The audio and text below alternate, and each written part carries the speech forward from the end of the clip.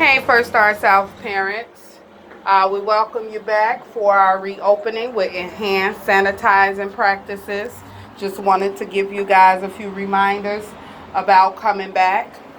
When you first walk up to the door, you'll see signs. The signs will be reminders to you about stopping and that we are not allowing anyone to enter the building, and you must have face masks in order to come to the door even. Um, when you walk in, we have social distancing signage on the floor for those who are allowed to enter, for them to stay 6 feet away. Sometimes I will be located outdoors doing intake. When we do intake each morning, we will be taking the temperature with a touchless thermometer, and we will be documenting the temperature. We will also do a midday temperature. We will have policies and procedures as reminders posted as well. Um, in the classroom, we have separated each class into two so that the children are having adequate space in order to learn how to social distance it. A lot of our curriculum is us reminding them and teaching them how to social distance. You might see the tape outlined in different areas in the classroom because we're going to be teaching the children to stay in their space. You might see tape on the table defining spaces where the children shall stay separate in the classrooms. And again, within the different areas, so as a reminders to where they should be at any given time. In between switching activities, all wipeable spaces will be sanitized. There are strict, enhanced sanitation policies in place. Everyone is assigned different things to do within the classroom. There's a time where doorknobs will be wiped down consistently and as needed. In each of the classroom, we have put in place cabinets, which will be called sanitation stations, specifically to house bleach, soap water, sanitizer, gloves, and napkins, specifically for sanitizing throughout the day. Now, this is not unusual. These are things that we usually have in the classroom besides the sanitizer, but we will be using them more frequently than in the past. When you come to do your initial pickup, anything that is left in their cubbies will be bagged.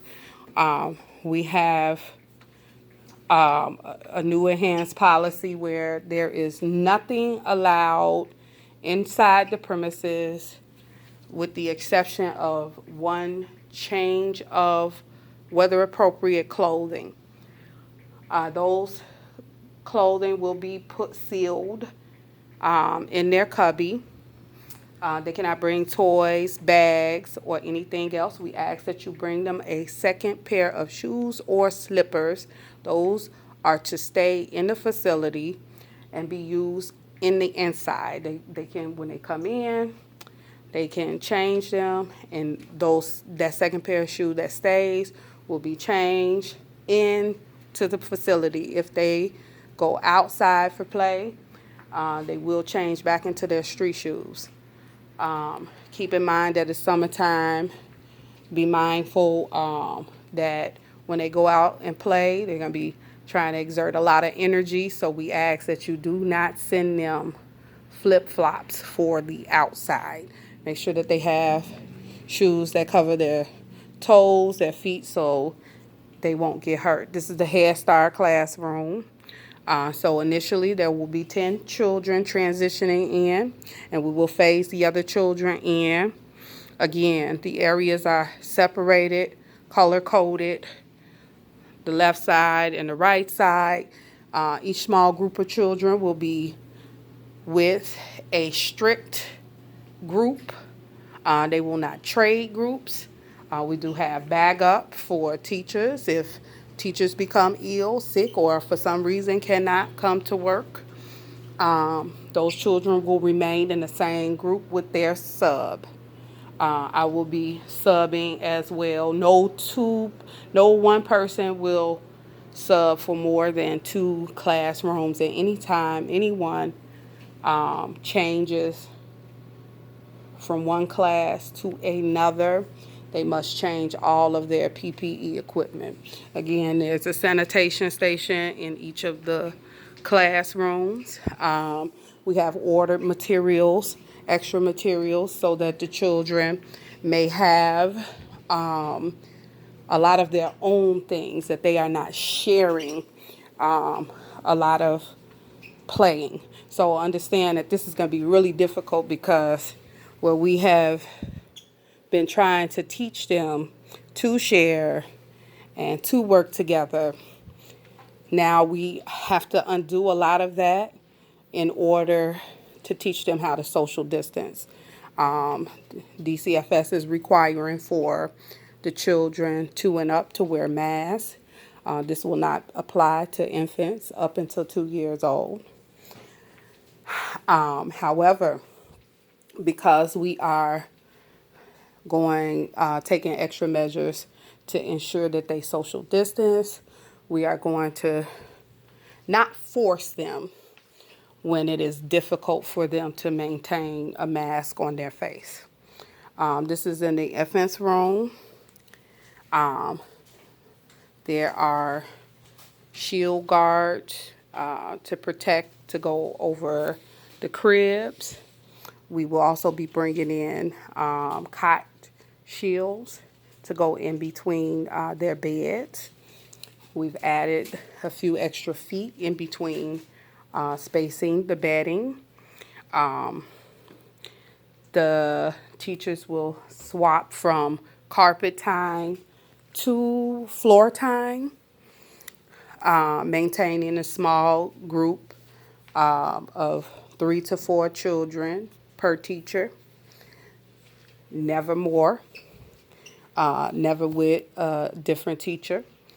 And same thing, in this classroom, since we will not be using the water table, the teachers will utilize the water tables as a sanitation station in order to make sure that any mouth, toys, or objects are immediately sanitized.